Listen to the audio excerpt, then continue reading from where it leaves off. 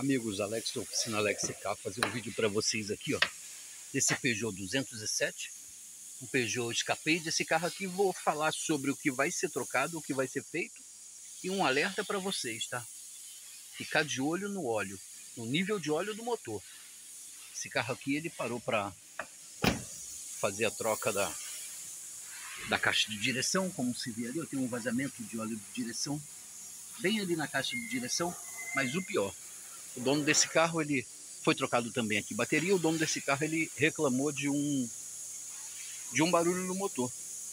Beleza, vamos verificar o nível de óleo do motor desse carro. Motor seco. O que ocasionou? Um desgaste no comando de válvula. E é isso aí, pessoal, fica atento. Belo carro, mas é aquela história, se não tem manutenção, o carro não é bom.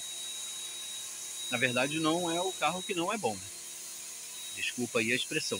O carro é ótimo, mas se não tem manutenção, não tem como o carro ficar bom. Beleza? Abraço a todos.